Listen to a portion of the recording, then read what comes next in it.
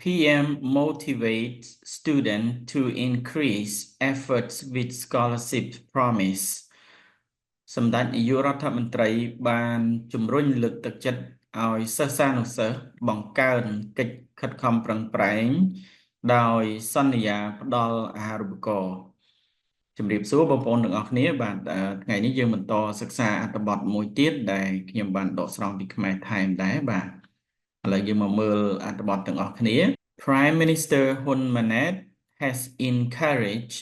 students at the Cambodian Children's Fund and Ponsari Defend or we call PSO to study hard, promising to provide scholarships for higher education upon their graduation from high school. លោកនាយករដ្ឋមន្ត្រីហ៊ុនម៉ាណែតបានជំរុញបាទ encourage ជំរុញលើកទឹកចិត្តសិស្សានុសិស្សនៅអង្គការមូលនិធិកុមារកម្ពុជា at the Cambodian Children's Fund ហើយនឹងអង្គការ PSO បាទច្រើនតែគេហៅ PSO នេះជាភាសាបារាំងបាទឲ្យខិតខំប្រឹងប្រែងរៀនសូត្រ to study hard ដោយសន្យាផ្ដល់អាហារូបករណ៍សិក្សាថ្នាក់ឧត្តមសិក្សាបាទ for higher education នៅពេលបញ្ចប់ការសិក្សារបស់ពួកគេពីវិទ្យាល័យ Yesterday Prime Minister Hun Manet and First Lady Pechanmuni presided over a gathering with grandparents and students from the Cambodian Children's Fund and the Ponsari Defend in Phnom Penh's Mien Chey District កាលពីម្សិលមិញលោកនាយករដ្ឋមន្ត្រីហ៊ុនម៉ាណែតហើយនឹងជំទាវទី1ពេជ្រច័ន្ទមនីបានធ្វើជាអធិបតីក្នុងកម្មវិធីជួបជុំមួយ gathering ជាមួយលោកយាយលោកតាហើយនឹងសិស្សានុសិស្សមកពីអង្គការមូលនិធិកុមារកម្ពុជានិងអង្គការ PSO នៅក្នុងខណ្ឌមានជ័យទីក្រុងភ្នំពេញបាទនេះពាក្យតាមហ្នឹងបងប្អូនបាទឥឡូវយើងបន្តទៀត Mr. Hun Manet said at the ceremony that both organizations have dedicated over 20 years of hard work and have greatly benefited the people of Cambodia, contributing to the government's efforts. លោកនាយករដ្ឋមន្ត្រីហ៊ុនម៉ាណែតបានថ្លែងនៅក្នុងពិធីនោះថាអង្គការទាំងពីរបានលះបង់ have dedicated បានលះបង់ដោយខិតខំប្រឹងប្រែងធ្វើការជាង20ឆ្នាំ over 20 years ជាង20ឆ្នាំហើយបានផ្ដល់ផលប្រយោជន៍យ៉ាងធំធេងដល់ប្រជាជនកម្ពុជា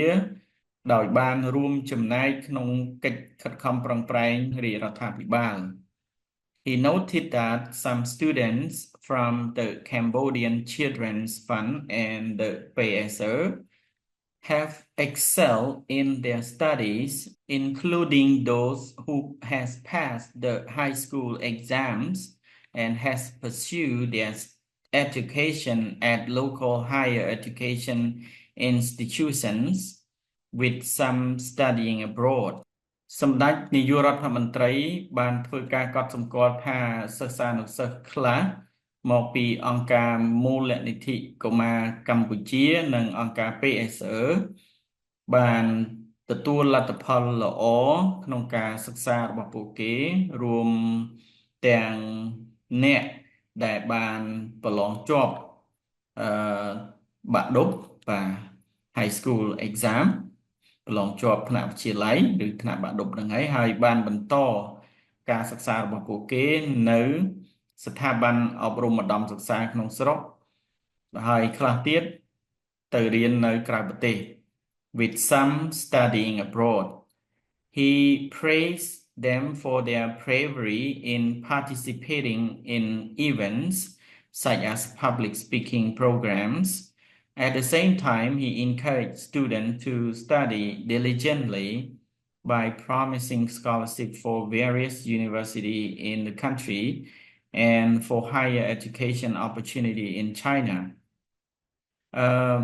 សម្ដេចបានធ្វើការវាយតម្លៃខ្ពស់ពួកគេ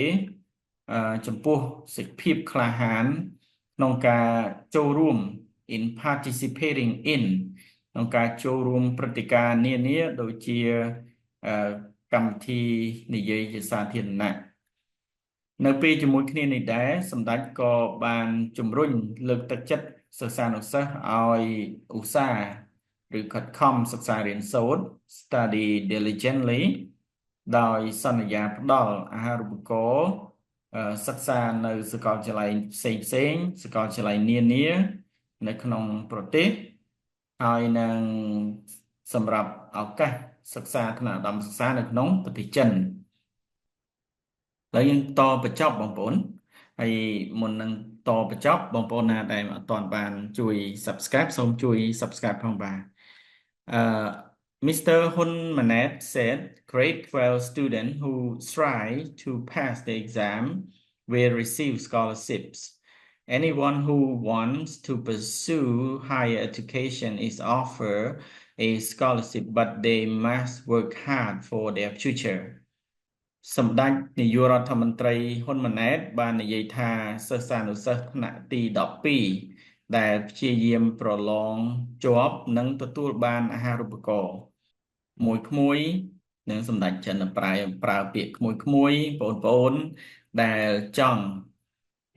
បន្តការសិក្សាថ្នាក់ឧត្តមសិក្សាត្រូវផ្ដល់អាហារូបករណ៍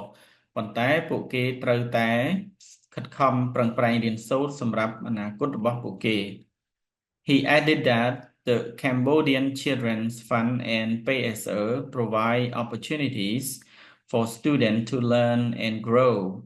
which brings joy to parents as they witness